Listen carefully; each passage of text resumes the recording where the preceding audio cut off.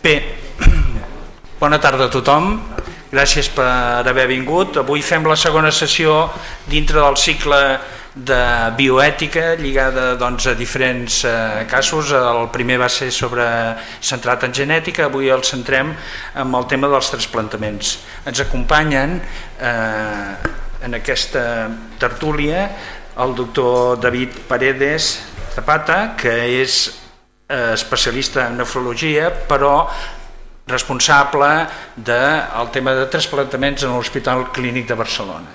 He quedat que faríem només una presentació d'allò que són i no del que han sigut, hem quedat perquè ningú volia més enllà del que està fent ara. En segon lloc tenim a la doctora Margarita Boladeres, professora de la Universitat de Barcelona i especialista per gust, crec, i per professional de temes de bioètica, i finalment el doctor Jaume Tort, que és responsable del Pla de Trasplantaments de la Generalitat de Catalunya. És a dir, tenim la visió de les tasques de trasplantament en un hospital específic, una persona especialista en tractar els temes de bioètica relacionats amb trasplantaments i amb altres qüestions, i el responsable del Pla de Trasplantaments al nostre país.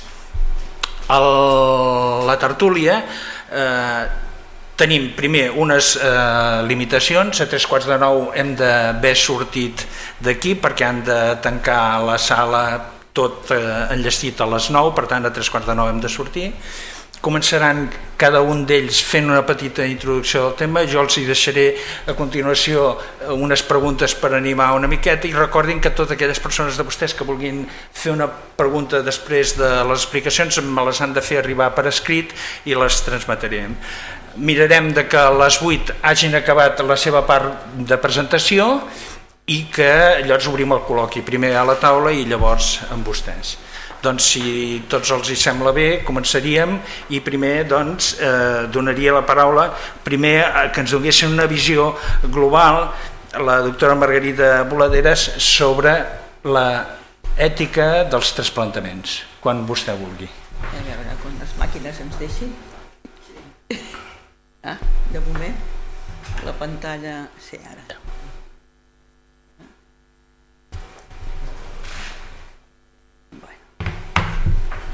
Pot anar passant, no m'agrada gaire, però en fi. Bé, tots nosaltres sabem que els trasplantaments són, en molts casos, l'única manera que tenim d'evitar la mort de moltes persones. I hi ha una sèrie de qüestions ètiques i de problemes ètics que estan relacionats amb diferents aspectes de l'àmbit dels trasplantaments. Anomenaré aquests tres àmbits per fer els trasplantaments de forma responsable. Necessitem professionals que dominin bé les tècniques mèdiques de diagnòstic, pronòstic i d'intervenció. Ens cal trobar donants vius o morts dels òrgans necessaris i tenir una organització molt eficient que faciliti la detecció ràpida de les necessitats i assignin els recursos disponibles de la manera més adient d'acord amb determinats criteris mèdics i ètics. En aquests tres aspectes podríem desenvolupar tota una sèrie de punts que podrien ser molt llargs respecte a qüestions ètiques, i ens podem plantejar què significa una actuació mèdica responsable, què hem de dir de l'aplicació de criteris ètics en les donacions i quins són els procediments d'equitat en l'atribució dels recursos. En aquest moment només faré una pinzellada d'alguna d'aquestes qüestions i després en el debat podran sortir moltes altres coses.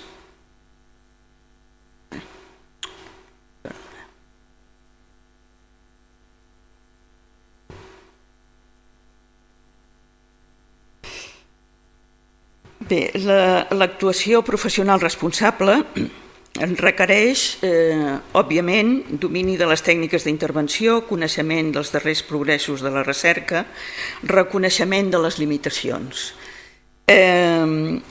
Això del reconeixement de les limitacions a vegades és important perquè alguns dels debats que susciten és per si determinades coses que es fan s'han fet amb prou responsabilitat o no, si es tenien prou recursos o no, etc. Al principi dels trasplantaments això era molt clar.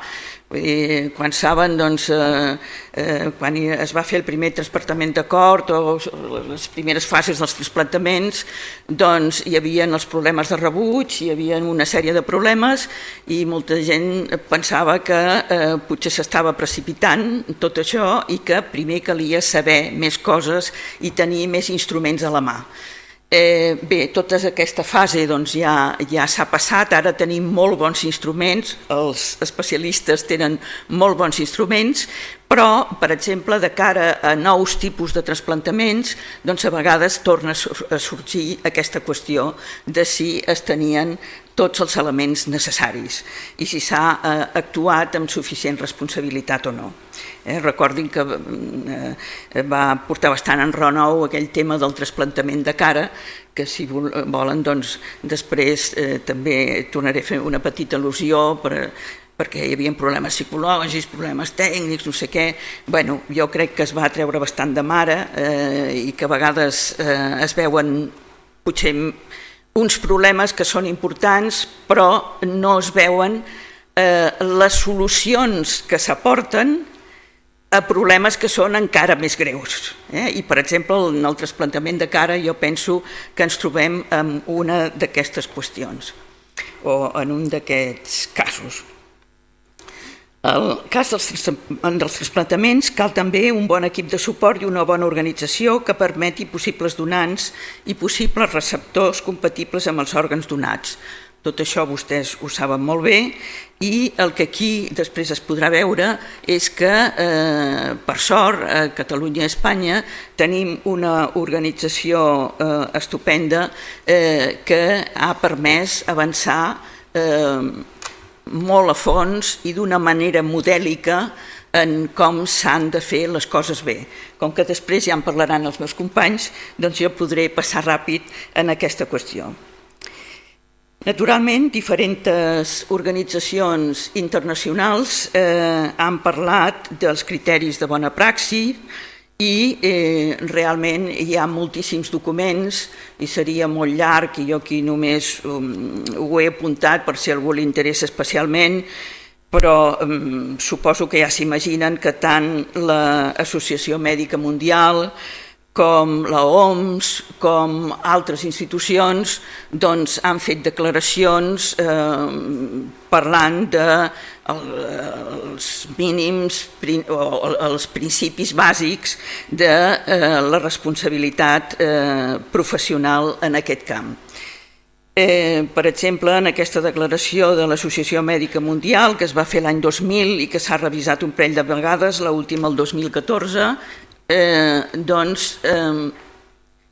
es parla de la presa de decisió lliure i informada sobre la donació d'òrgans, el certificat de mort que s'ha de fer segons criteris clínics rigorosos, la necessitat d'actuar amb justícia en la distribució dels òrgans i la necessitat d'estar al cas de què es fa en els procediments de trasplantaments experimentals i nous. I també s'ocupa dels aspectes socials dels trasplantaments, reclamant el respecte als drets humans i l'establiment d'organitzacions adequades com aquestes que ja he dit que aquí al nostre país tenim d'una forma molt exemplar. També podem parlar d'altres documents, però jo passaria a aquests aspectes i com que això estarà a disposició del qui estigui interessat, aquest escrit, doncs us ho podran llegir tenint les referències per si algú vol entrar a veure aquests documents, directives del Parlament Europeu o diferents declaracions. Potser jo aquí destacava un informe d'un grup especial que es va fer en l'any 97, ja un grup reunit a Bellagio, i que cridaven l'atenció sobre la comercialització d'òrgans procedents de donants remunerats i l'ús d'òrgans extrets a ajusticiats o presos, entre cometes voluntaris, vius.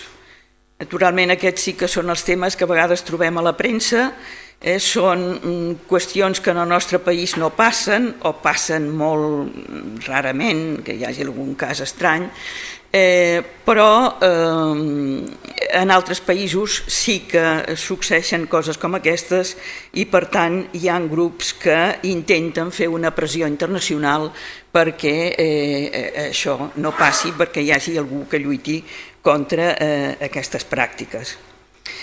I finalment el Comitè de Bioètica, per exemple, l'any 2012 va fer unes consideracions ètiques en els trasplantaments de donant viu, una mica per donar unes orientacions.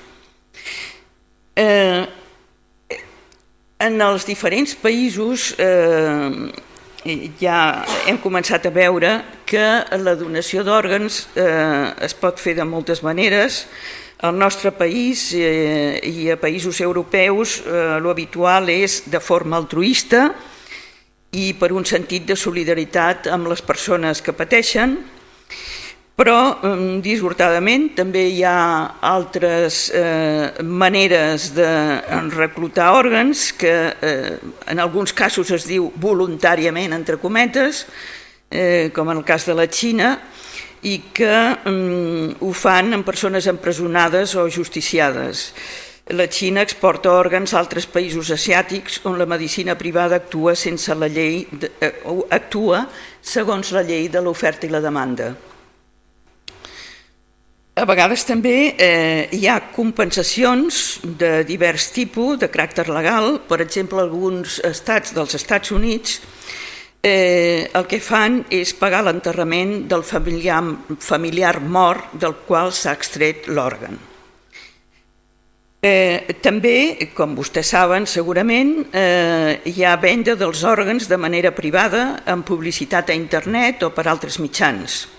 I actualment, si entrem a internet, trobarem una pila d'anuncis d'aquestes característiques.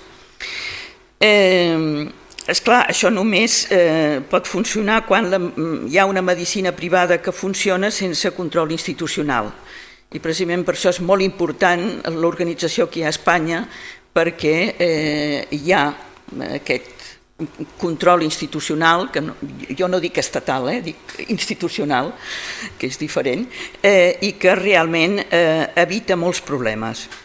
I finalment hem de parlar del tràfic il·legal ja directament, que està rebutjat per tothom, però que actua, que sabem que existeix. Per tant, a l'hora de plantejar-nos els problemes també ens hem de plantejar aquest a nivell internacional.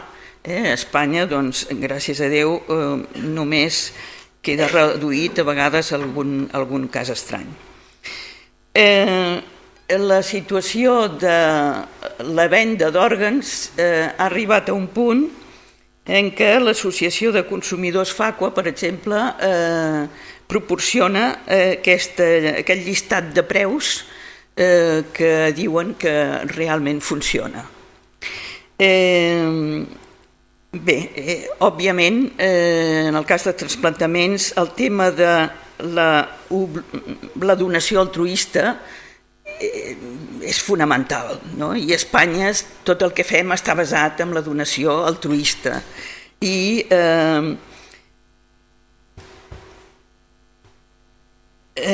per tant totes aquestes altres males praxis en principi per llei i per tal com funcionen les coses aquí no donen lloc o no donen espai que es produeixin aquest intercanvi d'òrgans de manera estranya o il·legal. Però hem d'estar al cas perquè justament la crisi econòmica en la que estem ha ampliat els casos de persones que busquen vendre un òrgan. Normalment és el ronyó, naturalment. Bé, sobre l'escassetat de recursos, és probable que ens en parlin els nostres companys, i jo haig d'anar acabant. La informació que es rep de les institucions és realment d'una grandíssima necessitat, i no llegiré aquí les dades, no sé si després les donaran. Això fa que es busquin altres vies per solucionar el problema i es busquin aquests recursos dels xenotrasplantaments, per exemple, o la construcció d'òrgans mecànics o nanotecnològics i la creació d'òrgans a partir de cèl·lules mare o d'altres elements, bàsicament cèl·lules mare. Bé, aquestes són vies que s'han d'explorar naturalment i que poden ser molt importants a mig i llarg termini, però el problema és que ara no estan disponibles i per tant hem de pensar en la via del trasplantament d'òrgans. La legalitat espanyola és clara, és pionera. La primera llei es va fer en el 1979 i és pionera a l'àmbit europeu i en la major part de països, fins i tot més enllà. I ara la llei que regula bàsicament la qüestió de l'intercanvi és la del 1999, encara que hi ha lleis posteriors que tracten d'organització de la ONT, l'Organització Nacional de Transplantaments, etc., qüestions de caràcter organitzatiu, dels requisits que han de complir els centres que fan trasplantaments, que es dediquen als trasplantaments, etc. Aquest Reial Decret de 1999 estableix normes de la certificació de la mort, que pot ser per aturada cardiorrespiratòria o aturada encefàlica, mort cerebral, com a vegades es diu. Parla de la possibilitat dels donants vius o morts, que les donacions han de ser altruistes i anònimes, i això cal remarcar-ho. Anònimes, naturalment, en el cas dels donants morts. Obligació de la confidencialitat, etc., una sèrie de punts que realment han sigut guies molt valuoses per seguir les bones praxis. L'article 10 estableix que tots som donants mentre no hàgim dit el contrari, no diguem o no hàgim dit el contrari. Això és un plantejament, aquest és un plantejament que primer pot sobtar, però que per Espanya ha sigut crucial i és per aquest motiu que Espanya està al capdavant del nombre de trasplantaments de tot tipus. Al principi pot sobtar, i m'agrada dir-ho jo perquè soc d'ètica, i algú pot pensar, i això des de l'ètica i des de la filosofia de la llei es pot acceptar. A veure, el que aquesta llei ha proporcionat és una solució que va lligada a una implementació de la llei molt rigorosa, acurada i humana. És a dir, que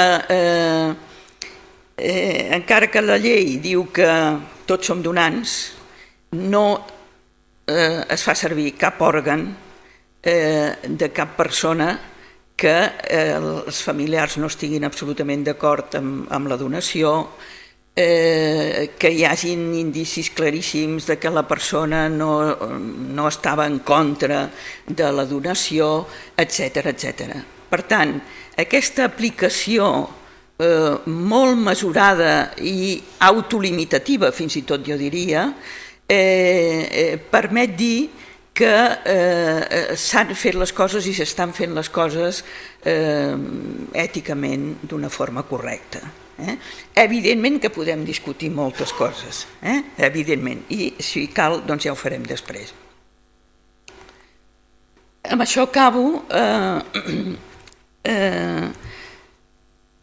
És molt important en aquests temes el consens social i els mitjans de comunicació tenen un paper fonamentalíssim. La nostra societat plural té diversitat de persones i creences, de vegades molt diverses, molt radicalment diverses. I, naturalment, que hem de respectar les creences individuals, siguin religioses o d'altre tipus. I és evident que hi ha religions que estan absolutament en contra del trasplantament d'òrgans. Bé, respectem, i les persones i les famílies decideixen si volen donar o no volen donar els òrgans. Però a nivell social és important afavorir corrents d'opinió raonables. I els mitjans de comunicació tenen una responsabilitat molt gran en això.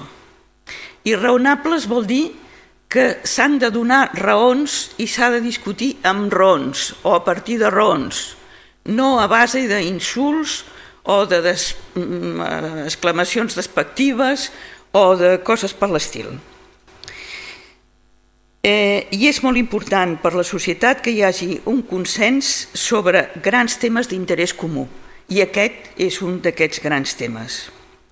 Els mitjans de comunicació són decisius en aquesta tasca i han d'ajudar a fer una bona divulgació, a fer debats de raons, no de cridaners.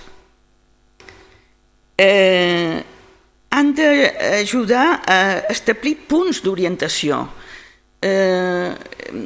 Jo critico aquesta manera de fer del periodisme, que és molt corrent, que és que fiquen persones diferents perquè expressin les diferents opinions, això està bé, però a vegades es queda amb una discussió entre les diferents opinions i ens quedem més desorientats que abans. Llavors, donar uns punts de referència és molt important perquè no es quedi que un diu una cosa i l'altre en diu una altra. Per tant, el periodista ha d'ajudar a entendre per què aquest diu això, per què l'altre diu allò, per què aquest dona aquesta raó i l'altre no en fa ni cas. I llavors potser això ens ajudarà de veritat i ens orientarà. I després, finalment, ja per acabar, jo demanaria prudència en els casos que poden semblar estranys. Per exemple, el cas esmentat abans del trasplantament de cara, o altres coses noves que hi puguin haver. Hi ha moltes qüestions quan es fa una cosa així i hem de pensar en tots els problemes que hi ha i que té aquella persona. I en aquest cas, per exemple, jo recordo que es va parlar molt de que la cara és la identitat i que llavors què passarà i aquesta persona com se sentirà. En primer lloc, la persona és la que ha de decidir. Ell ha decidit que vol el trasplantament de cara, no? Doncs per què jo li haig d'anar a dir que si la seva identitat no sé què? En segon lloc, una persona sense cara o que li falti mitja cara té una sèrie de problemes tan greus de menjar, de parlar, etc., que sembla absurd que d'això no se'n parli. Doncs anem una mica al tanto. Pensem, reflexionem i debatem després amb raons. I aquí acabo i perdoneu una mica de retard. Moltes mercès, doctora Margarida Boladeres.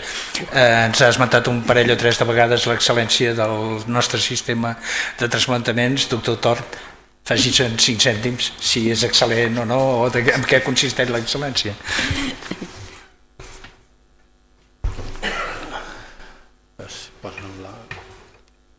Pots anar. Necessites. Molt bé. Bé, bona tarda a tothom. Primer de tot agrair a l'Associació d'Amics de l'Autònoma la feina que fa en general i en concret perquè organitzi debats i sessions com la d'avui, que ens fan molta falta. Estan d'acord amb que el nostre model és excel·lent, que som pioners al món, que tenim els millors indicadors del món, tenim molta feina a fer i precisament on pensem que tenim una bona part de la feina pendent és en l'àmbit de la comunicació, la difusió i la sensibilització social. Aquest és una mica el nostre gran, diguem, per dir-ho d'alguna manera, defecte en el món de la donació i el trasplantament. Doncs diré una mica de pressa donant les dades bàsiques perquè ens situem. Els aspectes ètics la Grita ja els ha esbossat, tiro endavant. Alguns aspectes concrets, més clars perquè estiguem segurs. Tot el món de la donació i el trasplantament és un món que està molt regulat, molt ordenat i molt endreçat. Vull dir que hi ha directives europees, la legislació ha canviat, perquè Europa ha anat regulant, les directives en bona part s'han fet amb gent d'aquí, gent de Catalunya i de Madrid. Hi ha protocols, hi ha comissions assessores, cada any es revisen els criteris, amb la mateixa OCAT a Catalunya tenim 12 comitès assessors, que hi ha els especialistes de tots els hospitals, i que cada any es revisen totes les coses i es revisen totes les dades, és un àmbit molt seriós de treball. Segon element, nivells de coordinació, el pilar del sistema de l'estat espanyol, cert, es va crear a Catalunya, fa 30 anys, i després la ONT n'ha fet 25, l'organització de l'estat, però el model es va crear aquí. Tot això es fonamenta amb una peça clau, que el doctor Paredes, el David, representa, que és l'equip de coordinació de trasplantaments dels hospitals. Aquesta és la clau de l'èxit del model de trasplantaments a Catalunya i a l'estat, i això ho explicarà després el David. Hi ha aquestes coordinacions, aquí veieu els punts de Catalunya on hi ha equips de coordinació hospitalària. Tot això, a més, si no funcionava prou bé, doncs hi ha programes de qualitat que supervisen constantment tot el que estem fent. Hi ha 2 equips de coordinació, tot l'intercanvi d'òrgans a Espanya es pivota sobre 2 equips, una a Madrid i una a Barcelona.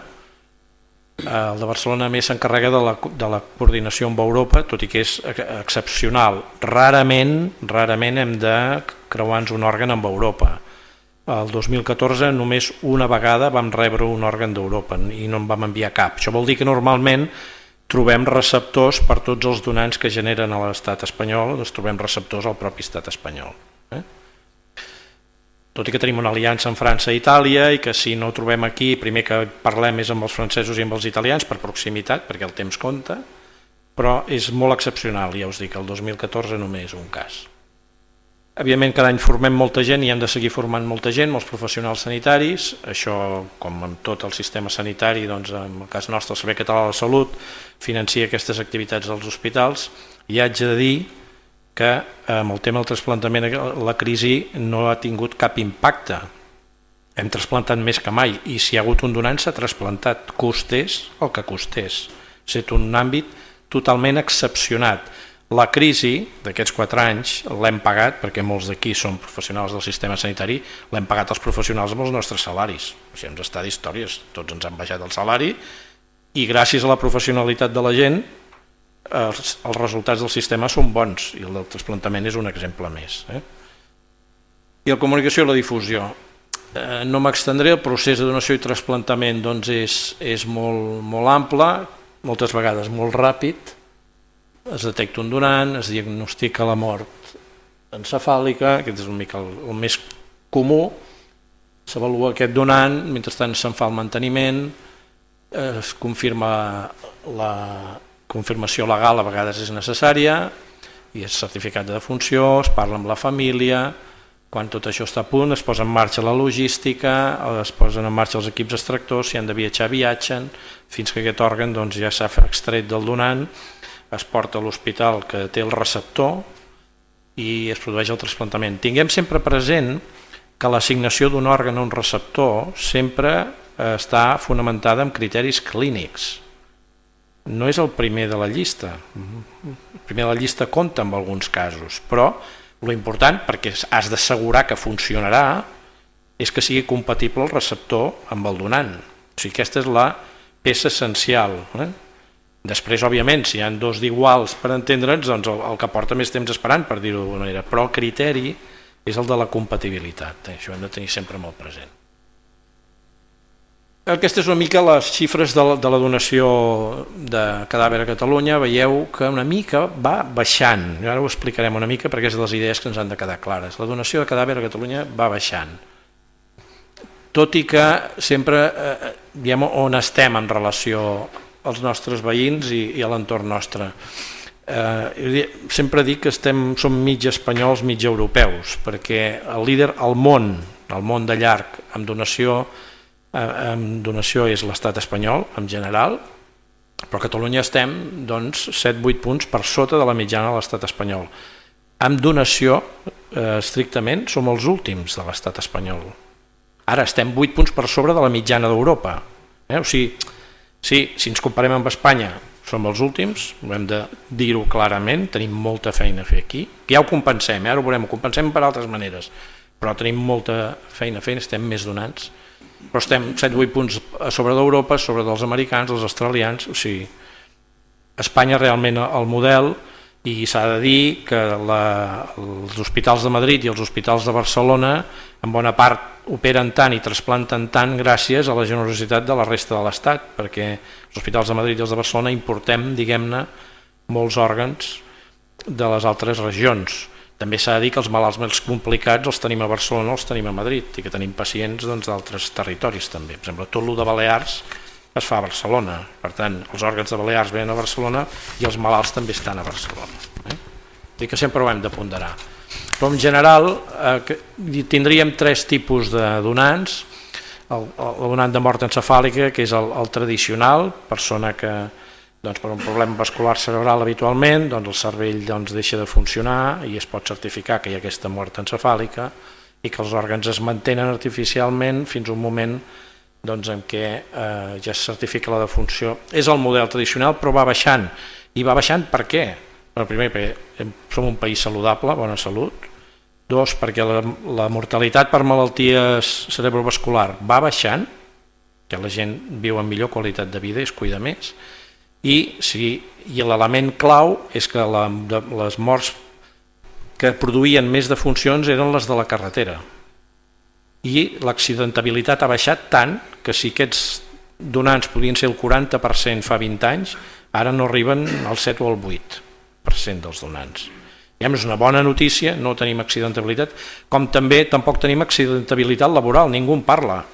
Desgraciadament hi havia molts accidents a la construcció que generaven donants, traumatisme cronioencefàlic, jove, treballador, 5-6 òrgans per donant, genial, sí, genial, bona notícia, no hi ha accidents, en aquest cas fruit de la crisi econòmica, per nosaltres disminució de donants amb mort encefàlica. O sigui, codi ictus, codi infart, estratègies del sistema sanitari magnífiques amb uns grans resultats, però que ens han provocat que tenim molts menys donants.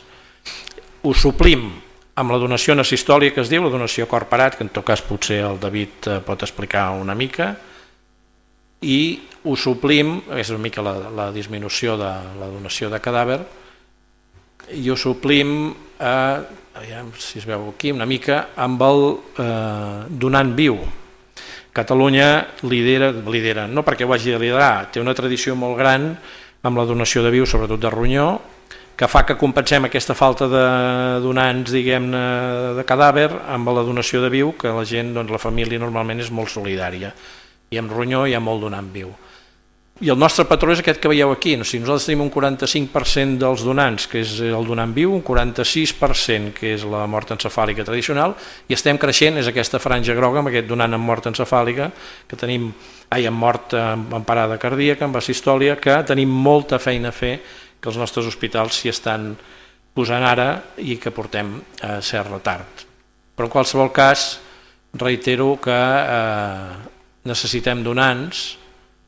Sí que fem molts trasplantaments, l'any passat vam batre el rècord històric, 908 trasplantaments a Catalunya en un any, com veieu 2/3 parts són trasplantaments de ronyó, però i les supervivències esplèndides. Abans d'ahir van fer l'acte dels 50 anys del primer trasplantament de ronyó a l'estat espanyol, que es va fer a Barcelona a l'Hospital Clínic, i hi havia un senyor allà doncs, que se'l va fer parlar un moment, doncs, que porta 40 anys amb un ronyó.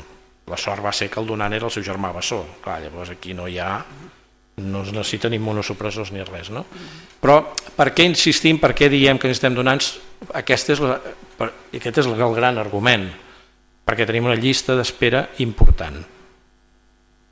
Podríem estar molt cofois que arribarem als 1.000 trasplantaments i tot el que vulguis, però tenim 1.400 persones esperant. I ens preocupen molt, no tant els de ronyó, que ho passen malament però tenen la diàlisi, que és una teràpia alternativa, però els de cor, fetge, pulmó, aquesta gent està esperant i si no arriba, ja no us dic, els pocs casos que tenim de nens esperant. No hi ha mortalitat infantil, no hi ha donants infantils. Per tant, el pobre nen, que està molt greu, ho té molt complicat. Per tant, el nostre objectiu és vigilar aquesta llista d'espera i si necessitem donants és per escurçar aquesta llista, sense mena de dubte. Aquest any 2015 anem un palent millor, però seguim necessitant, en tot cas un altre dia, perquè això donaria per molt, però hi ha tot el tema de la donació de teixits, no perdem de vista, necessitem teixits.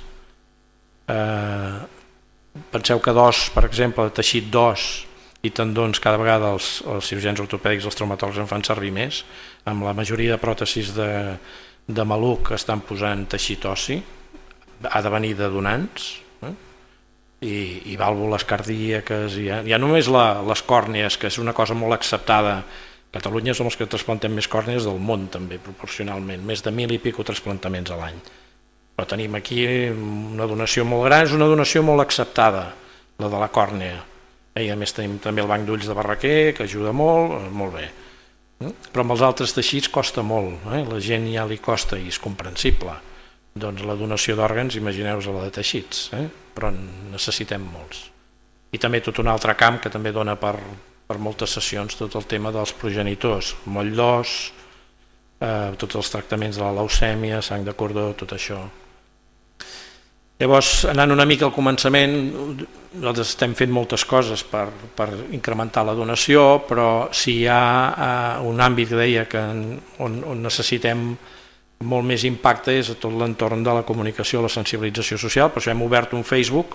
Home, no li toca a una administració pública, a una organització pública fer un Facebook, però la pròpia presidència de la Generalitat, quan els vam dir que volíem fer un Facebook, ens van dir tireu, només faltaria. Perquè clar, hem d'aconseguir arribar a molta gent amb els valors de la solidaritat, de la necessitat de donants. Llavors hem ofert 4 dies al Facebook. Si aneu Facebook trasplantaments ja us sortirà i us podeu fer amics i les coses que anem fent.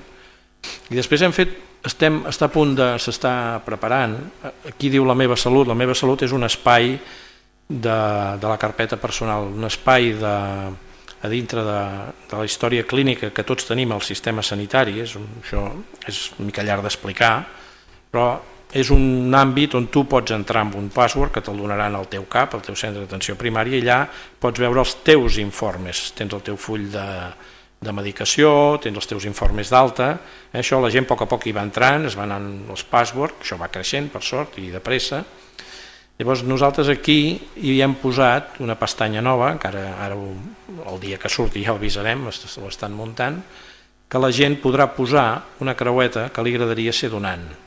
Països com el nostre no hi ha registres de donants, es vol respectar l'anonimat, l'altruisme, no hi ha registres. La gent té un carnet, però se'l baixa ell i se'l guarda. I a vegades el coordinador el veu i sap que aquella persona li agradaria ser donant. Ara hem fet com un carnet, per dir-ho d'alguna manera, electrònic, que la gent podrà entrar aquí i marcar que voldria ser donant. I d'aquesta manera, quan els coordinadors de trasplantament parlen amb les famílies, tindran una petita referència que aquella persona en algun moment determinat va posar una creueta aquí.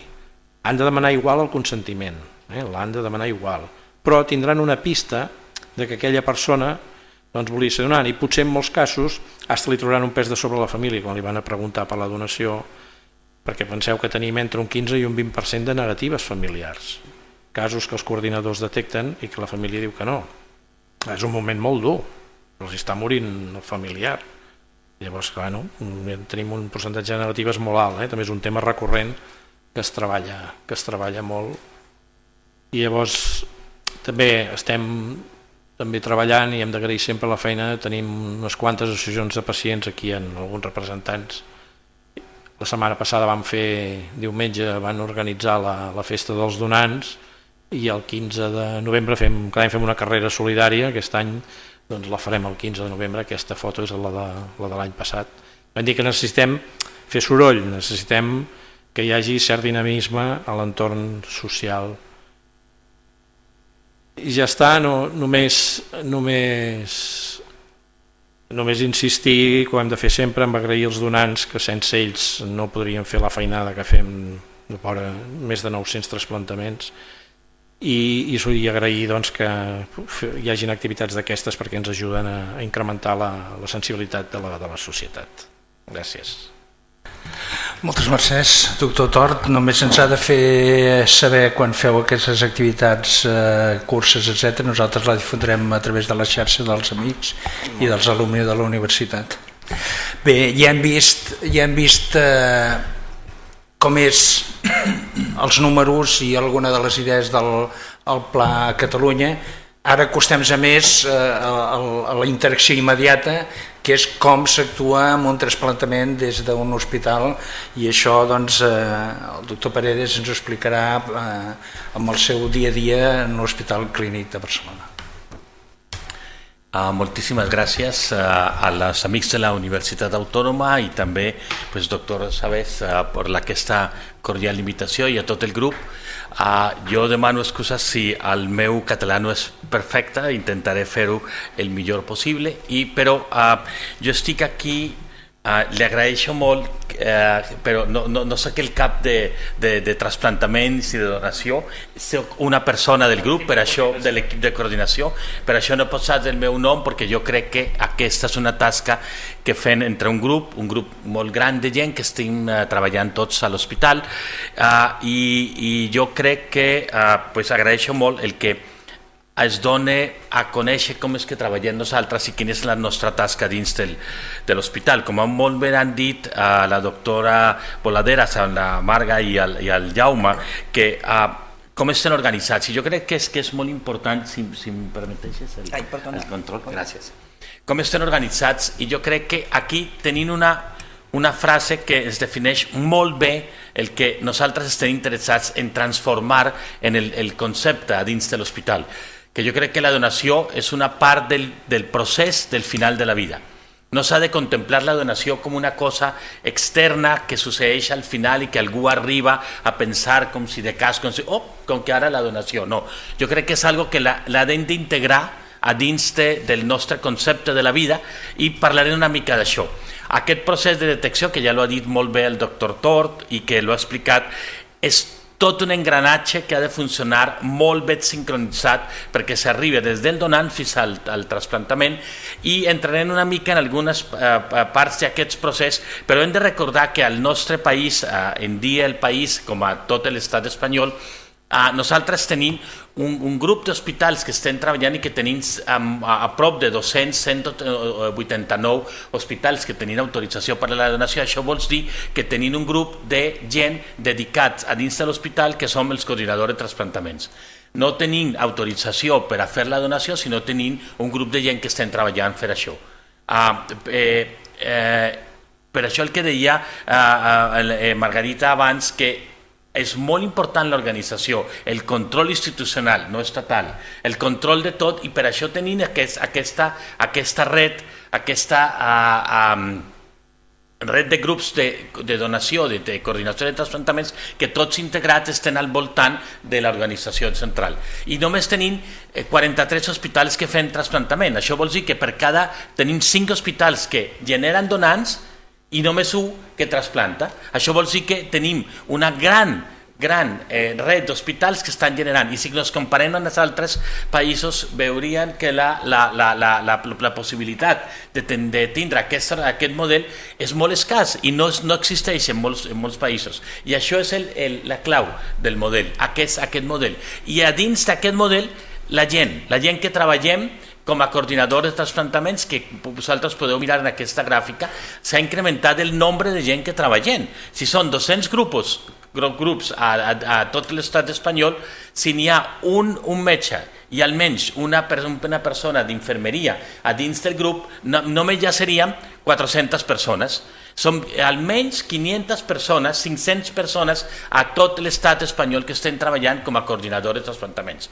Alguns grups, com el nostre grup o la Vall d'Hebron o d'altres, treballem full-time, dedicats full-time a la donació, i d'altres que treballen temps parcial perquè combinen la seva labor com a coordinador de trasplantaments con la labor a dins de la unitat de cures intensives on estan molts dels donants. I per què estan a cures intensives? En aquesta figura que sembla una mica complexa, és molt simple. A dalt de la línia de punts tenim el que està fora de l'hospital. El donant ha d'arribar a l'hospital, però perquè arribi a l'hospital ha de tindre la possibilitat de ser transportat a l'hospital, de ser avaluat, i a dins de l'hospital què succeeix a dins del departament d'emergència. És per això que el doctor Torte deia que hem de treballar moltíssim a dins del servei d'urgències, perquè això és com una piràmide invertida.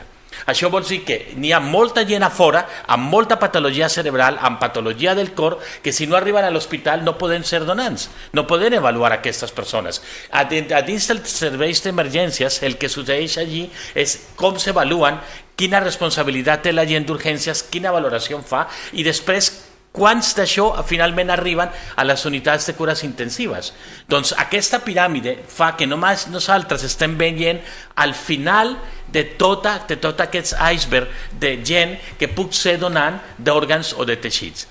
I per això la nostra tasca s'ha de distribuir a tot el voltant de tots els tipus de donants, el donant en aturada cardíaca, el donant en mort encefàlica o bé el donant viu, i també qualsevol persona que per qualsevol causa mori a dins de l'hospital, sempre s'ha de plantejar la donació de teixits. Aquesta exploració neurològica que s'ha de fer amb molta cura, com explicava Marga, que és molt establert a la llei. La nostra llei és un tratado de descripció perfecta de neurofisiologia, com es fa el diagnòstic de mort, i són poques lleis al món que inclouen com un annex a la descripció perfecta d'això, i està fundamental la declaració de la mort encefàlica perquè és un dels diagnòstics més clars i més precisos que s'han de fer, perquè s'ha de declarar que una persona està morta, i això és molt important.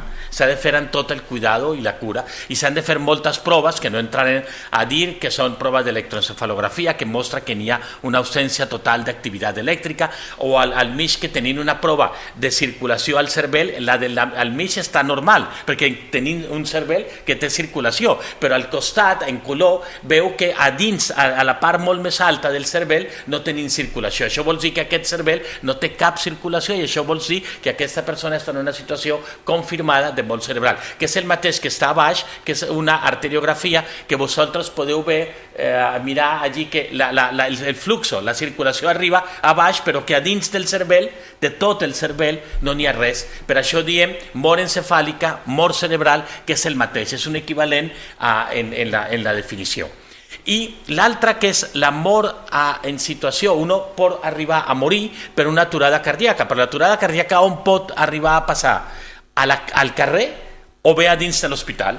Doncs quan succeeix al carrer o a l'hospital, que és una aturada de sobte, que ningú l'espera i que arriba i que succeeix en qualsevol moment, això és el que es diu que és una persona quan arriba al SEM, que fa tota la reanimació d'aquesta persona, i si aquesta reanimació no es pot arribar a tindre succés, doncs es pot considerar en aquest moment aquesta persona que no hem pogut recuperar, podem contemplar la possibilitat de recuperar els seus òrgans, i en això és on sorgeix el concepte del donant a cor aturada.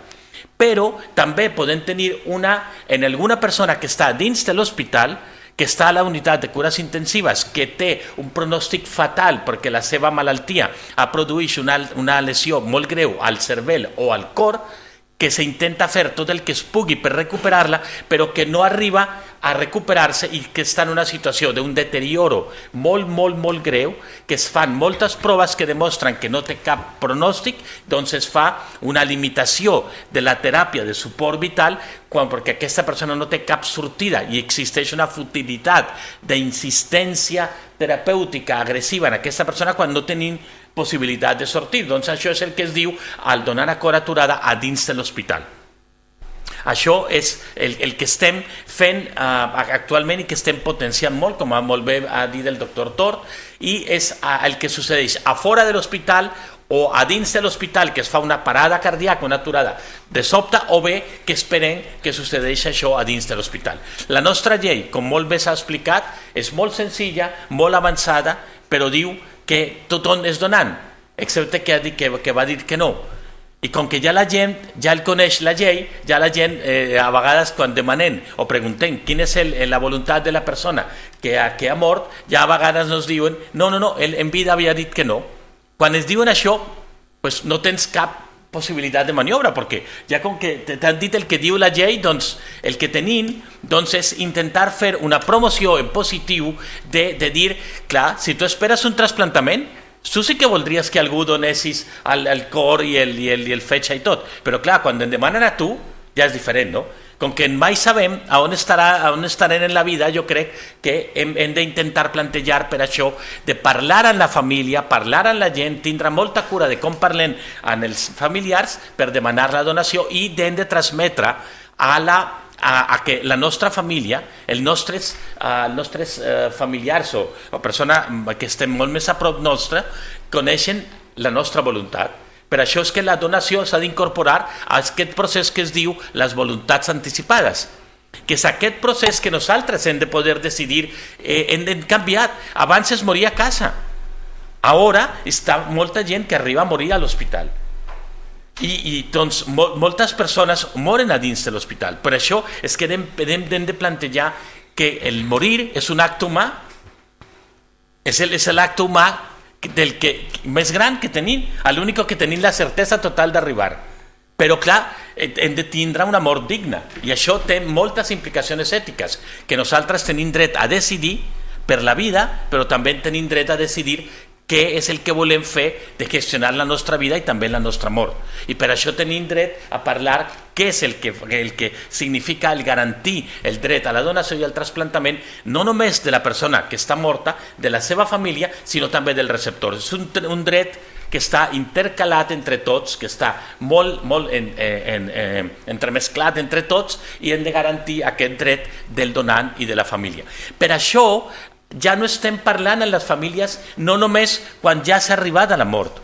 A vegades tenim que parlar amb les famílies quan arriben a urgències, quan tinc una persona que està molt greu, que no té cap possibilitat de sortida, que es diu no tenim cap possibilitat d'oferir res de tractament, doncs deixem que aquesta persona arribi amb tranquil·litat, la cedem perquè arribi a la mort tranquil·lament, però a vegades hem de dir no. Mira, aquesta persona volia ser donant, plantegem la donació abans que aquesta persona estigui morta i plantegem la intubació i el transport a la unitat de cures intensives només amb la intencionalitat de donar temps perquè el procés de mort encefàlica, que és un procés que triga a vegades un dia, 2 dies, 3 dies, arribi a succeir i puc ser una persona donant.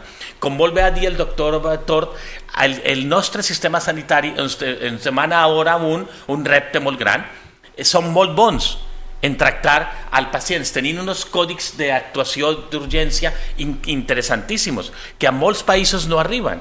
Això vol dir que estem donant molta salut a la nostra població, però això s'ha d'entendre amb molta prudència, no en contra, però s'opone a la donació, perquè de d'on ven el donant? D'aquesta persona que ha mort. Doncs tenint un sistema sanitari que ha funcionat molt bé, ha reduït la mortalitat cardiovascular, la mortalitat cerebral, la mortalitat per accident de tràfic, la mortalitat per trauma, van disminuir tot això, la mortalitat per tràfic el mateix ha passat a tot l'estat espanyol, i aquesta figura és molt interessant, que la mortalitat per mort encefàlica va baixar, que és la figura roja. I què ha passat amb la donació? La donació s'ha mantingut. No van créixer, però l'hem mantingut, que a costa d'optimitzar els donants, a costa d'expandir els criteris, a costa d'acceptar tot. Ja no tenim cap límit d'edat, cap límit de patologia, cap límit d'antecedents, i estem acceptant inclús donants amb antecedents de càncer que ja estigui tractat, que se considera curat, que abans, fa 5 anys, 7 anys, no s'acceptaven. Donants inclús que tenien patologia infecciosa, etc., estan acceptant, és a dir, què passa a la taronja? Pues que ja no la poden exprimir més, ja l'estan donant tot el suc i ja no té res, però continuem exprimint, i això és el que ha passat a Espanya, estem una mica planos. Què passarà al futur entre la donació de donants encara aturada és aquesta que està de color groc, que està incrementant a tot el país, i com està incrementant aquí a Catalunya, a Madrid ja és a prop del 40%, del 30% dels donants són en aturada cardíaca a Madrid, i això està passant a tot arreu de l'estat espanyol. I això està passant a tot el món, aquesta transformació entre un donant i l'altre. Però què passa?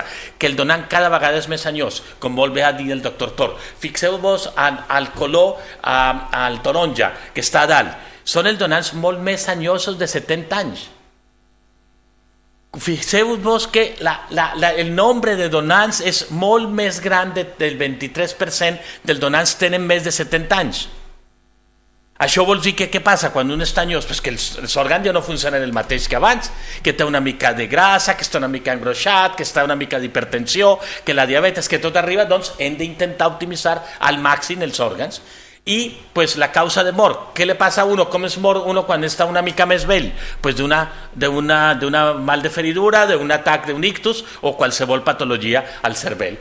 I què ha passat? Que hem de donar resposta als receptors molt més joves en el donant viu, i el donant viu s'ha disparat, clar, perquè com tenim forma de donar resposta, perquè no tenim donants joves, que està molt bé, però hem de donar resposta. Ja l'ha dit molt bé el doctor Tor, la supervivència és molt bona al primer i als 5 anys en el trasplantament en tots els òrgans. Com podeu veure aquí, el pulmó és una mica més baix perquè és una mica molt més complexa, està obert a l'aire, doncs té molt més risc d'infecció, etc. Però els altres òrgans tenen una supervivència que és molt gran, del 80% als 5 anys.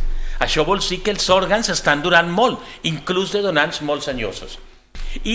Però, al contrari, en el món, què passa? En el món, aquest gràfic que és una mica complexa, simplement vol dir, el problema no és només que donem resposta als trasplantaments, és que la patologia que arriba a requerir un trasplantament està creixent, la diabetes, l'obesitat, la malaltia d'hipertensió arterial, i en el món n'hi ha una mala distribució entre els que tenim la possibilitat de rebre un trasplantament, els països que teniu molt més gravetat de patologia de diabetes, d'hipertensió, etc., i en qui es pot fer el diagnòstic, on tenim un imbalanç, un desequilibri entre el món, en tot arreu del món, entre els països que poden oferir el trasplantament i els països que arriben a tindre molt més patologia renal.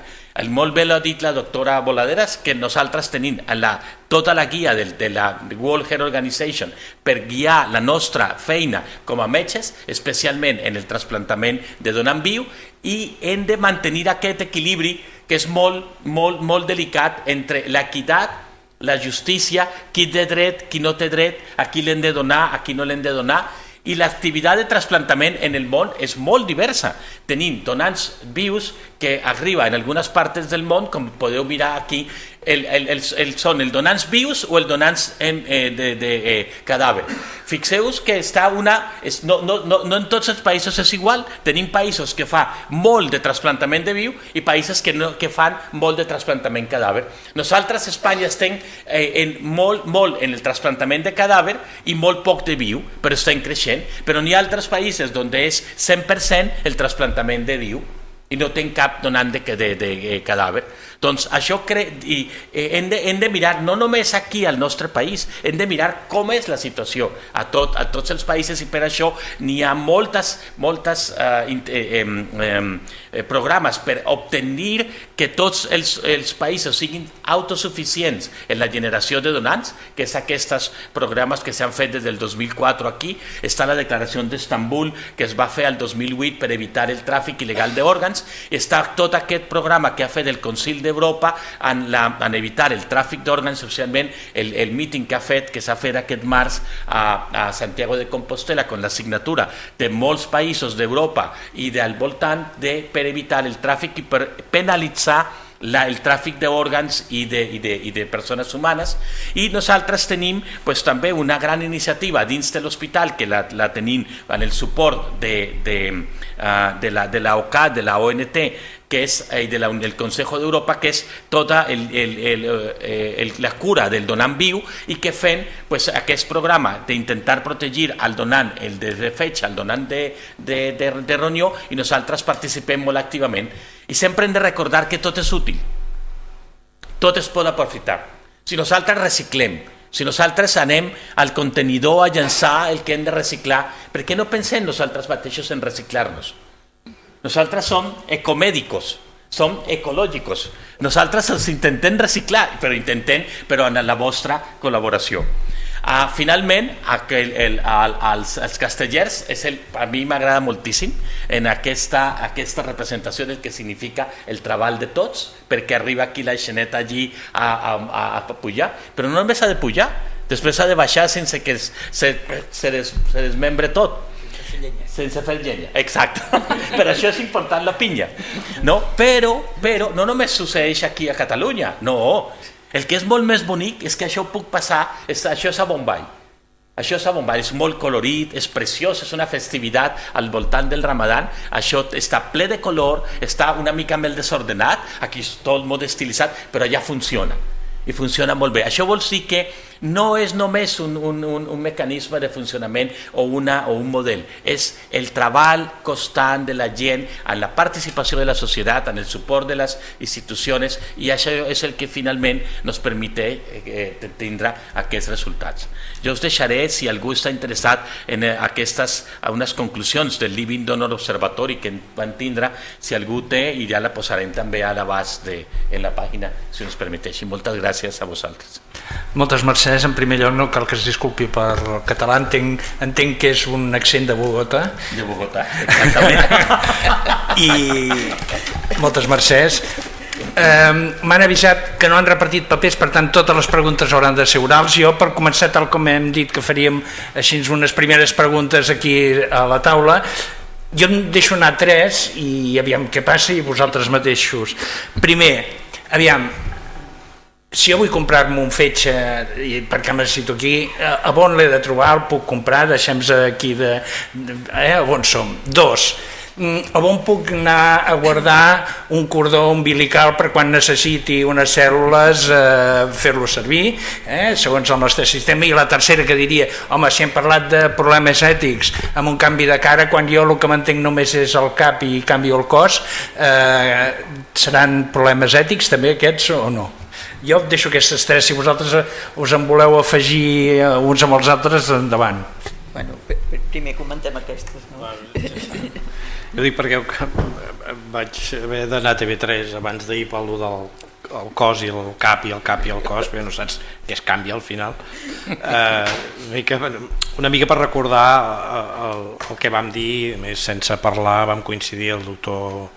A la televisió vam sortir en Joan Pere Barret, el que va fer el trasplantament de cara a la Vall d'Hebron, i jo mateix, amb els 2 aspectes, diem, de la mateixa manera que, com ha dit la Margarita, aquest trasplantament de cara que es va fer, que era excepcional, realment excepcional, tenia tots els elements per fer-se, perquè aquest malalt era un malalt que moria en qualsevol moment, no es va morir de miracle perquè el pobre feia hemorràgies qualsevol nit i arribava a l'hospital, era un cas molt, molt complex, no tenia futur aquest bon home, i les tècniques per poder arribar aquí, l'hospital i els equips eren capaços de fer-les. El risc era altíssim, el malalt sabia, va acceptar aquests riscos, i s'ha parlat poc del donant.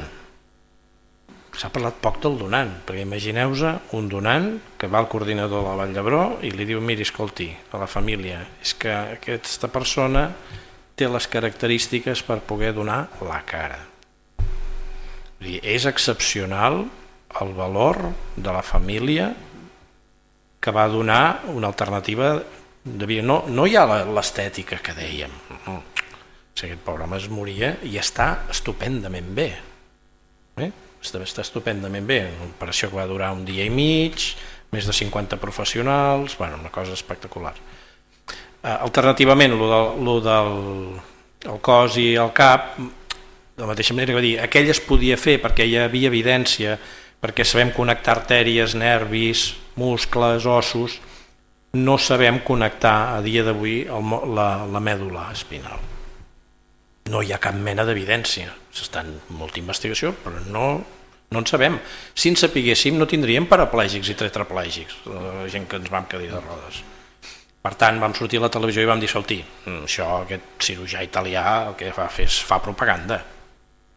A més, el trist d'això és que estan apareixent malalts, com el que va treure TV3, un noi rus, que s'ofereix voluntari, clar, té una malaltia neurodegenerativa, es morirà tard o d'hora, està desesperat i escolta, jo m'apunto, però clar, s'apunta a morir-se a la taula del quiròfano. Vull dir que hem de ser conscients, el doctor Joan Pere Barret va dir, no, escolti, això tècnicament avui no és possible, i a mi em va tocar dir, escolti, aquí hi ha uns filtres, que hi ha unes comissions de trasplantaments dels hospitals, hi ha unes comissions d'ètica dels hospitals, que quan tots aquests estan d'acord ens arriba a nosaltres validem que això és així, donem la nostra conformitat i en alguns casos inclús han de passar després al Ministeri. O sigui, el de la cara feia 2 anys que el teníem autoritzat tots, els comitès de l'hospital, nosaltres, Madrid. Vull dir que tot això hi ha molt rigor a darrere i que es fan les coses molt bé.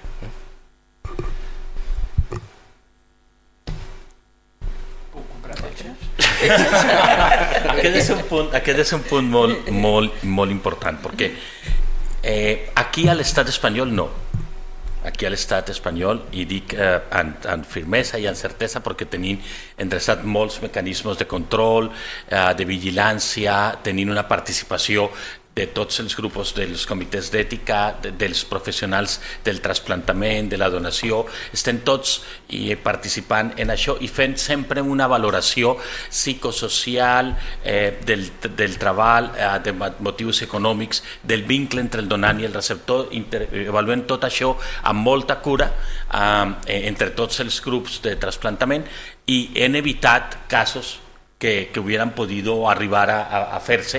Inclús s'han fet trasplantament per la part pública i també per la part privada i sempre amb molta cura de tot això i sempre n'hi ha sota el paraigües i l'avaluació institucional. Que es puc comprar un fetge? Sí, perquè n'hi ha al mercat negre que facilita això. I és molt més simple, perquè si n'hi ha de gent que necessita un òrgan que té diners, n'hi ha d'altra gent que no té recursos i que pot dir que pot vendre una part del seu fetge. No el fetge total, perquè si el ven total em quedo sense fetge i ja no puc continuar. Seria un altre donant, no? Però doncs el que es planteja és molt més el mercat en el ronyó, perquè com que tenim dues podem donar un ronyó. Però això s'està controlant moltíssim en el món. S'està fent una campanya ja fa molts anys entre totes les institucions, inclús n'hi ha un compromís ètic entre els hospitals en les publicacions dels articles científics i tot, que si la gent no s'adhereix a un document de la Declaració d'Estambul, del comitè de l'Acadèmia de Medicina Americana, a tot això que controla el Consejo d'Europa, aquesta convenció contra el tràfic d'òrgans, i això jo crec que això evitarà en el futur. Però el problema el tenim en alguns països, però s'està controlant també moltíssim en aquests països. Filipines ha fet un gran esforç, la Xina està fent un gran esforç, a països d'Amèrica Latina. Dic també perquè el meu país s'ha dit que s'ha fet a Colòmbia, s'està transformant tot, n'hi ha molt control perquè s'està anant hacia l'autosuficiència dels donants morts per evitar precisament el tràfic d'òrgans.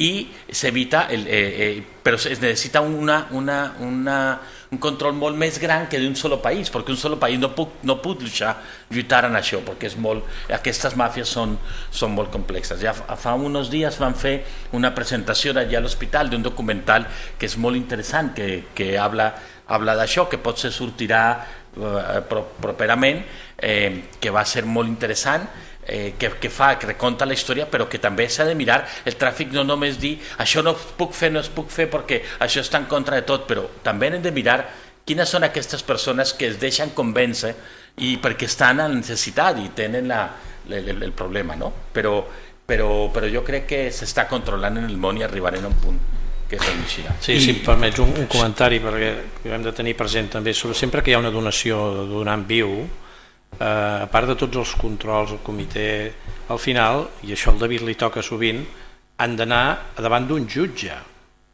i han de firmar tots, el malalt, el metge, el coordinador de trasplantaments, o sigui, van tots a firmar els jutges, o sigui, ells al jutge hi van cada setmana, deuen ser amics amb el jutge. No, vull dir que fixeu-vos on t'arriba el control, que després de tots els comitès de l'hospital, que està tot a punt, que està tot preparat, han d'anar amb els papers tots davant del jutge i firmar. O sigui que les garanties, en el cas d'un país com el nostre, són màximes. Jo us voldria preguntar, aquest cas de que no fa gaires dies, 15 dies o 3 setmanes, que es va dir que amb un emigrant que li havien... En sabeu alguna cosa? Sí. És seriós? Home, el cas era perillós, òbviament, sí, a veure... Vull dir, és veritat, no? És veritat. Perquè a vegades quan llegeixes coses no saps si són veritat o no. El cas va sortir a la premsa molt poc, era un intent de compra d'un ronyó per part, en aquest cas era una família, un noi amb insuficiència renal, amb diàlisi, però que era part d'una banda de mafiosos i de traficants, una banda molt perillosa albano-kosovar. Això la policia se'n va enterar de rebot, perquè com que els anava seguint i estaven gravats i els anaven pels seus delictes, van detectar gravant-los que hi havia aquesta situació i la volien resoldre pagant, i vivien enganyat a un pobre marroquí. I llavors el sistema una vegada més va funcionar perquè el noi l'estaven atenent aquí a Catalunya, l'hospital va detectar, com que la policia els anava seguint, es va poder controlar tot el cas i es va avortar. Però vull dir, el sistema, per sort com el nostre, té molts controls i molta seguretat. Era un cas complicat perquè hi havia el perill afegit que nosaltres patíem pels nostres professionals, perquè clar, no tenies davant una família normal que té una necessitat i que vol comprar-ho, és que a sobre era una banda molt perillosa, però vull dir que l'intent hi va ser realment. No, perquè aquí hi ha una qüestió a discutir molt interessant, i és si quan hi ha casos és millor que se'n parli o que no se'n parli. I jo ho dic, i és clar, aquí en un lloc de premsa i tal, doncs és... A veure, jo fa 3 anys vaig estar 2 mesos al Canadà i al cap de 15 dies d'estar allà vaig veure un reportatge per televisió que parlaven d'un cas d'un emigrant que a Espanya li compraven el ronyó. Era la primera vegada que jo sentia que aquí a Espanya passava això. I és clar, el primer que vaig pensar és que no es parla d'això a Espanya? És que hi ha autocensura o alguna cosa? I bueno, ja sé que ens ho hem de plantejar, si és millor parlar-ne o no parlar-ne. Però bueno, vull dir que em vaig quedar... Precisament jo crec que es fa més aviat al contrari. Els 2 intents que hi ha hagut els últims anys... Va ser un també al clínic. Sí, l'anterior va ser al clínic. Doncs els 2 intents s'ha fet una roda de premsa a la Direcció de Trasplantaments de l'Estat espanyol amb la policia. Una roda de premsa explicant-ho tot. Vull dir que és més aviat... El que passa que això es fa quan tot el cas està tancat i està tot endreçat. Clar, uns quants sabíem el que estava passant amb aquesta banda, però clar, estàs pendent del jutge i de la policia que donin les instruccions, però després es diu i perquè la gent no perdi la confiança en el sistema, que els filtres funcionen. Jo vull insistir en la tercera, perquè a més tinc un parell d'empreses farmacèutiques que m'han dit digue'ls aviam si podríem gestionar el banc de cordons umbilicals guardats així en fred. Aviam. A veure, evidentment, els cordons umbilicals, la sang de cordó, el teixit de cordons es guarda i a Barcelona tenim un banc de cordó dels més importants d'Europa, si no el més important, amb cordons de màxima qualitat, i això sabeu que serveix per tractaments bàsicament de moltes leucèmies. Llavors, això és una activitat que es fa bé, es fa correctament, però hem de ser conscients que també hi ha un mercat privat una mica que ofereix aquests serveis. Intentem amb aquestes coses que la informació que sobretot les companyies privades donguin a la gent i els consentiments que signin siguin correctes i ajustats, en el sentit de que la probabilitat en termes generals de que tu puguis necessitar un cordó que vas deixar fa 20 anys, 30 o 40, primer que la probabilitat que el puguis necessitar i després que aquell corredor després de 20, 30 o 40 anys estigui en condicions són probabilitats molt baixes. Per tant, certa cautela, o sigui, n'hem de tenir perquè es necessiten per quan hi ha casos, però que tu puguis necessitar-ne un, la probabilitat és molt baixa. Per tant, és una activitat reconeguda i que també hi ha un mercat privat, però hem de ser conscients que té una sèrie de limitacions i que sobretot la informació que es dongui a la gent sigui una informació correcta i validada per les autoritats. A nosaltres ens correspon vigilar sobretot que aquesta informació que es dona a la gent bàsicament no generi falses expectatives, perquè ens trobem a vegades amb intents de dir no, vostè guardi perquè amb això curem. No, miri, escolti, l'evidència diu que no, això es fa servir per unes leucèmies, no sé què, però no cura determinades coses. Hem de ser molt curosos amb la informació que es dona a les famílies. Doncs, qui comença? Qui s'anima?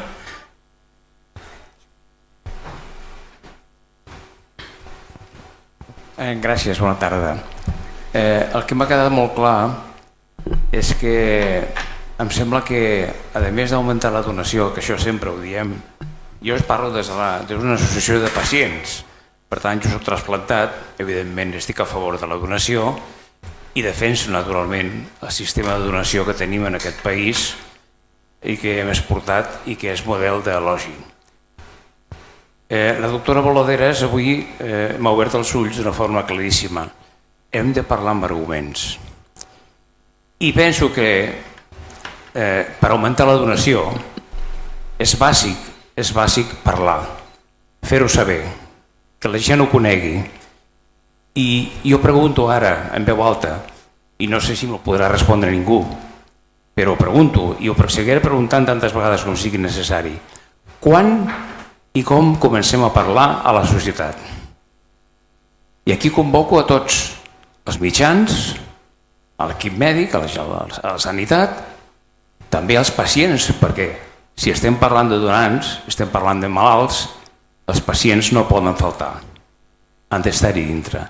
I naturalment a la doctora Boladeres perquè ens orienti en la qüestió ètica, perquè sensibilitzi a la societat amb arguments. Però sobretot, quan i com comencem? Doctor Tort, quan i com comencem? Ja sé que estàs a favor meu, però quan i com comencem, sisplau? Gràcies. Amb el senyor Gómez ja estem punxavats perquè coincidim en totes les reunions, però la pregunta té tot el valor aquí, ahir, avui i demà, perquè és d'aquelles coses que hem de saber reconèixer una mica on tenim els dèficits, on tenim la feina a fer, no? I crec que hem de ser capaços entre tots de generar certes aliances per posar tot aquest àmbit de la sensibilització de la societat, posar-ho en un nivell de difusió de comunicació que ara no hi és.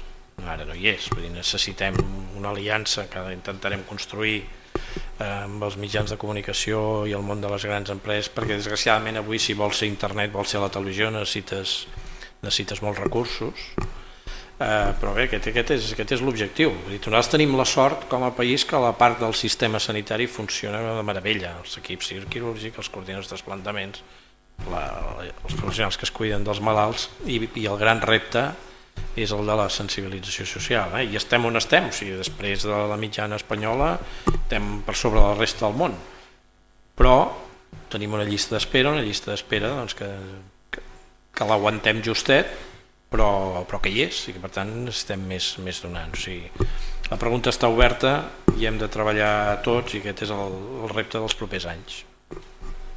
Per la part que em toca a mi, he de dir que nosaltres ja encantats de fer-ho, avui doncs hem fet una acció d'aquestes. Primer hem de dir que no ens ha costat gens trobar amb ells perquè ens vinguessin a omplir la taula, per tant, i que estem disposats a fer-ho tantes vegades com cregui el sistema que cal fer-ho. De fet, abans d'acabar anunciaré que Rubí fem una continuació similar amb aquesta, vull dir que per la nostra part ja ens pot donar ordres, per dir-ho manera, que anirem fent perquè és fàcil fer-ho, ells s'hi presten. Em sembla que volíeu afegir quelcom més? Sí, volia fer dos comentaris. Un, que nosaltres estem fent ja fa molt de temps i que jo crec que és essencial, és la formació a dins de les universitats als professionals sanitaris, perquè és el professional sanitari el que ha de plantejar, el que ha de tindre aquell concepte de la donació com a part de tot aquest procés. No ha de veure la donació com una part externa, és part del procés del final de la vida. I és el professional sanitari el que ha d'explicar a les famílies i el que ha de fer entendre a la gent tot aquest concepte. Per això estem treballant moltíssim en el suport de les organitzacions, de l'OCAT, de la UNED, de tot, a la universitat, als estudiants de Medicina, a la Facultat d'Infermeria, a altres facultats de Ciències de la Salut. Estem fent formació a postgrau a professionals que ja treballen a les unitats de cures intensives, a emergències. Jo crec que pot ser molt més impacte la formació dels professionals sanitaris que grans campanyes publicitàries que s'han de fer. S'ha de promocionar, s'ha d'estar dient com a gota malaya tot el dia s'ha d'anar donant notícies positives, però sempre notícies positives. Però jo crec que també hem de recordar que no només hem de formar a la gent, als professionals sanitaris, s'ha d'informar a la gent. I és el que deia la Marga de com és la responsabilitat dels medis socials, com han de transmetre aquestes. No és l'impacte d'amarillo, de venga, que tenim una notícia per donar. No, és com se dona, i jo crec que sempre hem tingut un molt ben entès entre els medis de comunicació aquí i el nostre estat en donar notícies en sentit positiu, no destructives. I en alguns països això no es pot controlar. I aquí jo crec que està molt ben endreçat. I finalment, un altre punt que jo le vaig escoltar l'altre dia al conseller de Sanitat en un acte a la Fundació Puigverd, que deia que alguna vegada ens havien de reunir no a celebrar el gran nombre de trasplantaments i de donants que van tindre, sinó el nombre de pacients que han evitat que arriben a la malaltia renal, a la malaltia de fetge o a la malaltia de cor. Jo crec que hem de transformar el nostre concepte de vida, un concepte de vida saludable. La meva salut ha de ser no qui me va curar i esperar aquest trasplantament. Hem de fer accions per hàbits de vida saludable, per intentar controlar i evitar que arribin a això. Jo crec que això ja s'està fent un gran esforç i ho hem de celebrar entre tots també.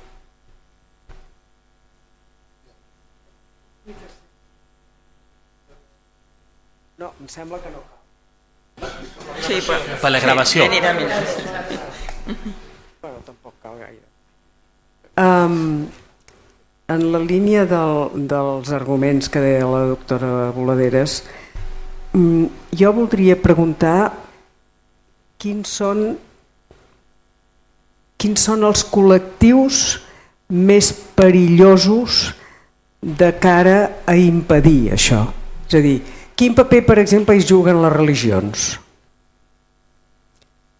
És a dir, com veieu vosaltres que això pot ser un factor opac, a més, però absolutament eficaç de cara justament a obtenir resultats poc satisfactoris, diríem.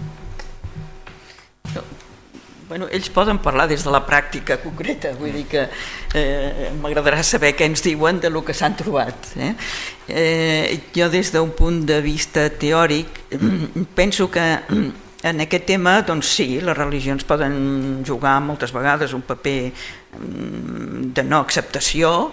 Ja sabem que el cos és vist per moltes religions com alguna cosa que s'ha de guardar amb la seva integritat i que, per tant, intentar trossejar-lo d'alguna manera no s'accepta. Però jo penso també que amb aquest tema passa com amb altres temes de bioètica, que per exemple el catolicisme oficial està en contra de l'avortament, però als Estats Units el 60% dels catòlics avorten. Per què? Perquè a part de lo que siguin les línies directrius, després la gent en la vida doncs, té les seves pròpies opinions, no? Per tant, per això m'agradarà saber la pràctica en què s'han trobat, perquè no es pot dir doncs, si hi ha un percentatge tal de tal religió o de tal altra religió, doncs hi haurà... tota aquesta gent està en contra. A vegades sí, a vegades no. Excepte en casos, no sé, per exemple els testimonis de Jehovà sabem doncs, que no volen transfusions de sang, etc. I que aquest sí que em sembla que s'ho agafa molt al peu de la lletra i que segurament no trobaríem un percentatge com aquest que he dit dels catòlics als Estats Units, no? Però també són grups més petits, no? Aleshores crec que el món és divers fora de les religions i dintre de les religions, i que les persones, però sí que naturalment té un pes, pot tenir un pes. Bueno, jo crec que a veure, tenim diversos àmbits per treballar en això. N'hi ha de religions que tenen no oposició a la donació, sinó el concepte de la mort de l'individu és un concepte divers. Els tibetans, els hinduistes i també els shintoistes al Japó tenen un concepte molt divers de la mort, i el moment final de la mort és quasi quan s'arriba a un moment de degradació del cos, i a vegades s'ha d'esperar 3, 4, 5 o 7 dies després de la mort per considerar que aquesta persona en realitat està morta. Inclús si s'han acceptat lleis que permeteixen l'acceptació de la donació i del concepte de mort encefàlica, està acceptat per llei però no està acceptat a dins de la societat, i això requereix un treball molt gran de moltíssima gent, però s'està transformant per acceptar el concepte de que el tomar els òrgans ajudarà a d'altres, i aquest concepte d'ajuda a d'altres pesarà molt més que el concepte només del cos d'aquesta persona. Les altres religions, com els musulmans o els jueus o els protestants o els catòlics, tots estem d'acord en que la donació s'accepta, i tenim casos de països que són de religió musulmana on la donació arriba fins al 90% d'acceptació. Tenim el cas d'Iran, tenim el cas d'altres països de l'Orient Mitjà, altres que al contrari és molt més baix, però això s'ha de treballar en els líders religiosos perquè facin una promoció en positiu de la donació. I això és el que s'està fent en aquests països. Coneixem gent que ha treballat amb nosaltres, que ha vingut aquí a formar-se aquí a Catalunya, que està fent això amb molt èxit, però és un treball constant, permanent, en el suport de la religió i dels líders d'opinió religiosos, però té importància, té moltíssima importància.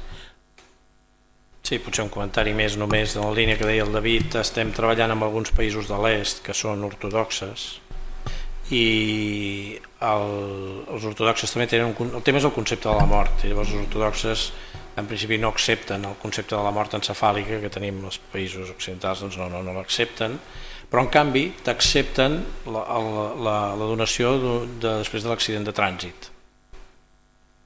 Dius, bueno, i llavors amb el dia a dia allà el que estàs veient és que a l'hora de la veritat doncs els capellans ortodoxes no estan a l'hospital, i a l'hospital demanen el parer a la família i la família acaba decidint. Ara, aquests últims dies érem a Moldàvia i vam veure alguns casos que els fills de la persona estaven d'acord, i que quan van trucar a la mare que viu al poble i no sé què, en rodó que no, o sigui, que no. O sigui, llavors, clar, la societat va evolucionant, en la mateixa església doncs hi ha alguns serrells, i de les converses que hem tingut en aquests països, en concret de Moldàvia, amb l'església ortodoxa, ells accepten treballar aquest tema. O sigui, que ja veuen que es va cap a una determinada direcció. L'únic que et diuen, escolta, a poc, primer expliquem-ho, que tenim molts mossens allà perduts a pagès, parlant... No, clar, és la realitat de cada lloc. Per tant, dintre de l'església, com deia, hi ha una gran diversitat i les societats van canviant a poc a poc. Mira, perdona, por ejemplo, a la China han fet una cosa molt enginyosa. El concepte de mort cerebral no s'accepta, inclús a la llei ja està acceptat, però què han fet? Van dir, molt bé, quin és el concepte de mort que s'accepta? L'aturada cardíaca. Doncs van dir, quan tenim un pacient en mort encefàlica, aquesta persona està sostinguda en un ventilador i en ventilació mecànica, perquè aquesta persona no respira. Per definició, la mort encefàlica és que no tinc cap funció del cervell i la principal és respirar. Aquesta persona no respira, doncs està sostinguda en un ventilador. Què en fan allà, en aquest país ara?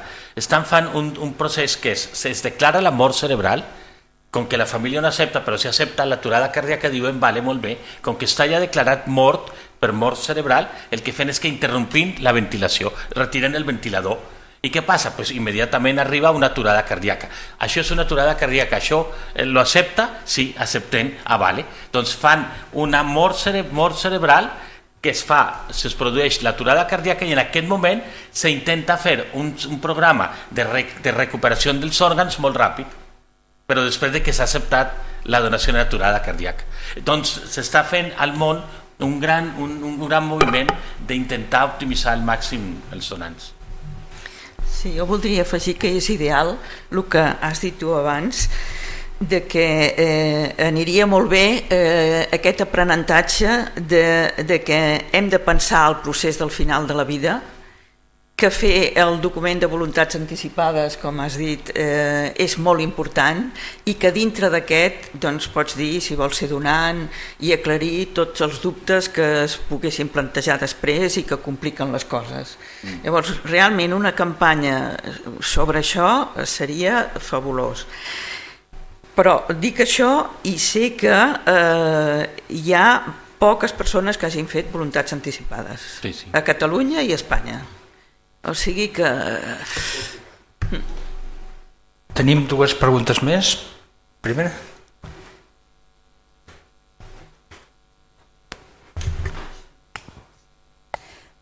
Bueno, això de les voluntats anticipades és que està molt complicat per la majoria de la gent, tal com està ara, tot el protocol. Si es aconsegueix simplificar-ho, potser pues, per la gent serà més fàcil. Després jo també volia dir que és evident que necessitem donants, no? Jo crec que els mitjans de comunicació, que són els que més arriben a la gent en general, diaris, premsa, o sigui, premsa escrita, ràdio, televisió, s'haurien d'implicar molt més amb el tema, fer-ho, o sigui, amb l'assessorament necessari, fer-ho bé, informar-se bé, que arribi bé a la gent, i perquè crec que a vegades això també a la llarga és com un bé de salut pública, perquè es pot aconseguir estalviar molts diners i molts recursos a la sanitat en general, vull dir, això per una banda.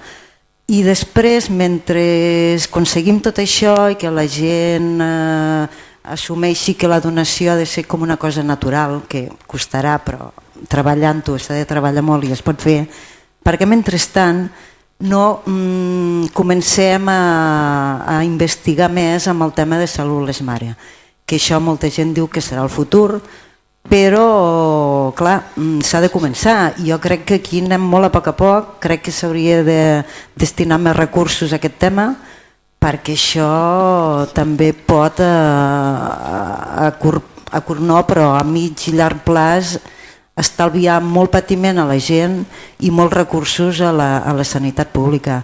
I per desgràcia jo potser ara penso que no és un bon moment perquè estem amb la crisi que estem i falten recursos per totes bandes, però penso que és una pena deixar-ho perquè a la llarga hi sortiríem tots guanyant.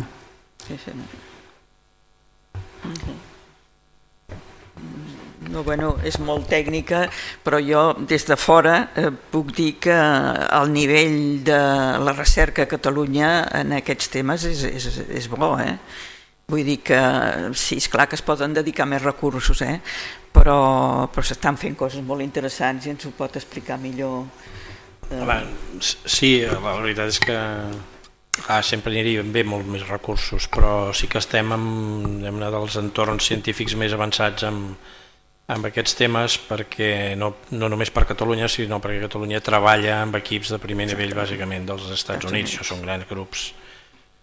I hi ha molts avenços en cultius cel·lulars, sembla que està molt avançat tot el tema de les cèl·lules de pàncreas i de ronyó, però falta temps. Vull dir, sí que anem avançant, anem molt de pressa, però no és una cosa que puguem oferir 4 o 5 anys vista. Parlen de 10 anys amb illots de pàncreas, parlen també d'un període que s'estan ja fent proves amb animals, amb moltes coses, però clar, abans de que puguem demostrar que això funcioni en malalts encara estem lluny.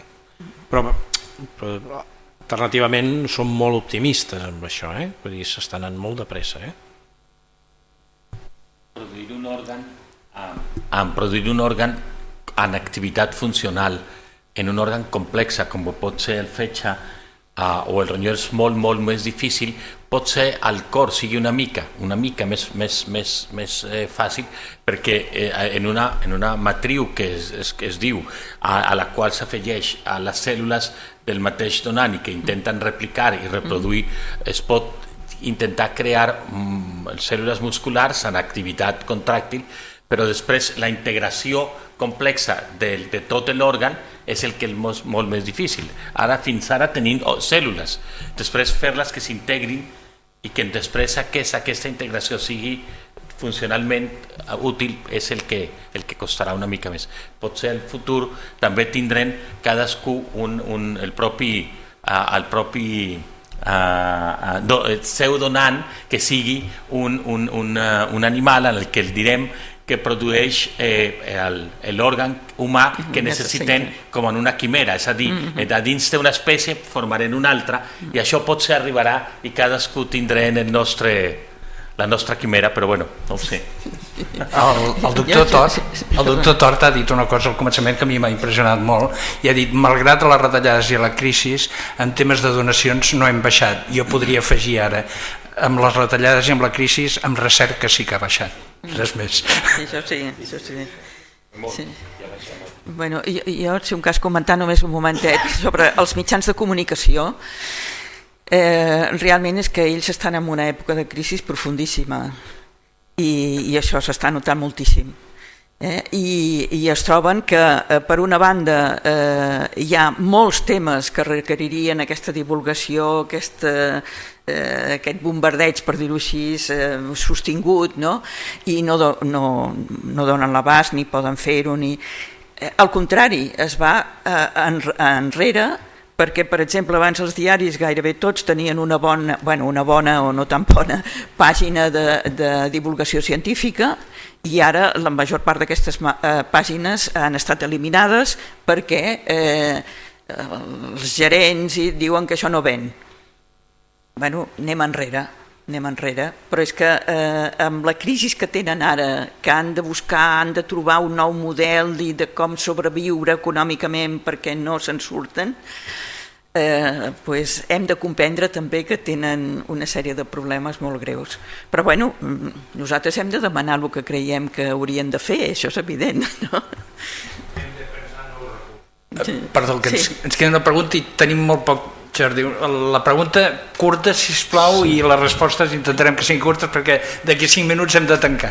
No n'heu parlat, però potser m'agradaria saber la vostra opinió, si hi ha algun component, algun criteri ètic específic en els programes de creuats, de trasplantaments renals creuats, sobretot atenent aquest creixement a la donació de vius, per tant per evitar la pèrdua d'òrgans, la promoció de programes creuats.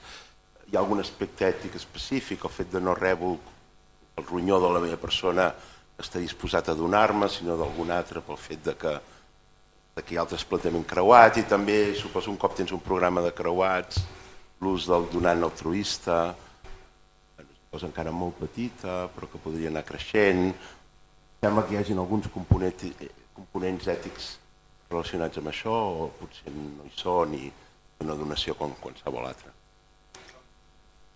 L'organitzadora de l'acte em demana fer una pregunta.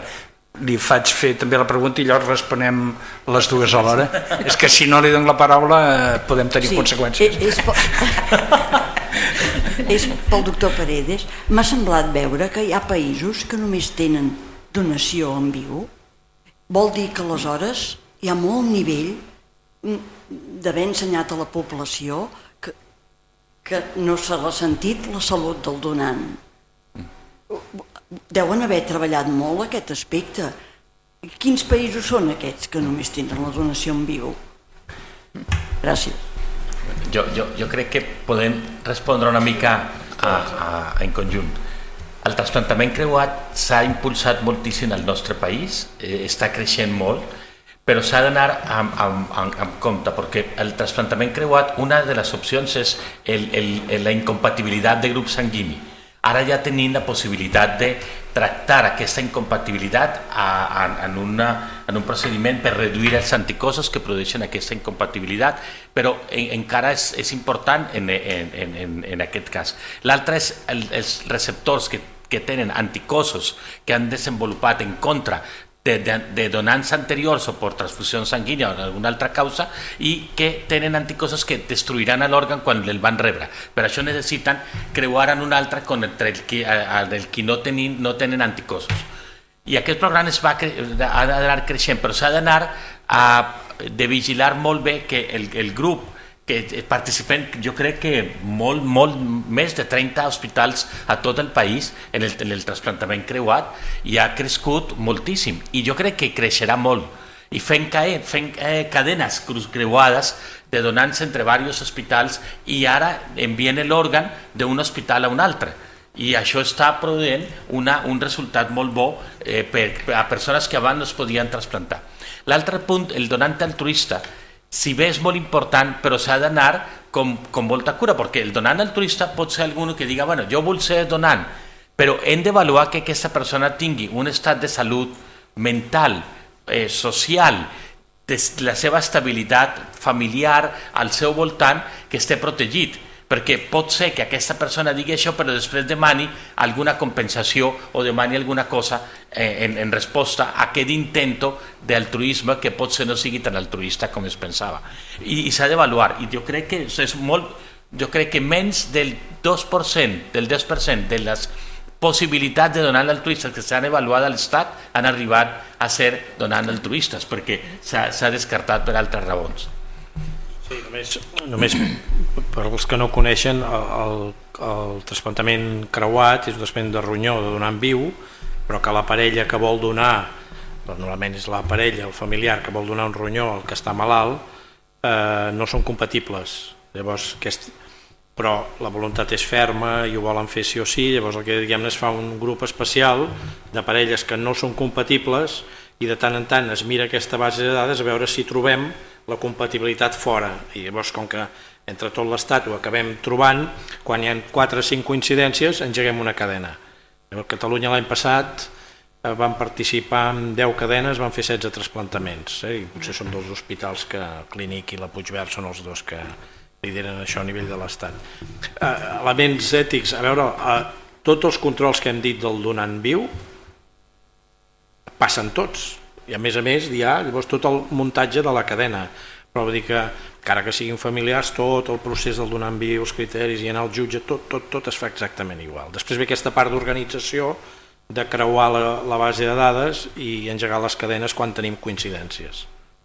Aquests països que deia preguntava. Sí, tenim països que es fa molt de trasplantament de viu, però no vol dir que sigui el país més avançat en el trasplantament de viu. A vegades han desenvolupat moltes herramientas, perquè moltes eines per fer-ho. Per exemple, a Corea o a la Xina, a l'Àsia especialment, tenim una donació de viu de fetge molt gran i molt desenvolupada. Són els que tenen més experiència, perquè com que no teniu donant cadàveric, perquè per la seva religió o la seva situació no en teniu, han desenvolupat això. I nosaltres aprenem molt d'ells, però també tenim altres països on no es fa l'oferiment del donant cadàver perquè no n'hi ha ningú que es preocupi.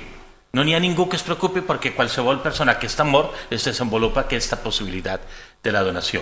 Jo crec que el punt està en un intermedi. A Noruega tenint una altíssima tassa de donació de viu, 50-60%, i de ronyó una gran quantitat són de donant viu. Però perquè està molt desenvolupada, fa part de la societat i no en teniu quasi donant. I teniu també donant cadavèric, no? Però clar, és un equilibri, jo crec. Bé, ha arribat l'hora i he de tancar. Us vull donar les gràcies a tots tres. La veritat que ha sigut un plaer tenir-vos aquí.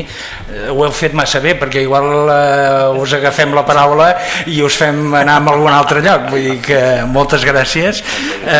Jo el que sí voldria recordar-vos, que abans ja ho he anunciat, que el proper dia 7 de juliol a les 7 de la tarda, és fàcil, del 7 a les 7, a la Biblioteca de Rubí, farem una altra taula rodona amb motiu de que es fa la marató de donació de sang.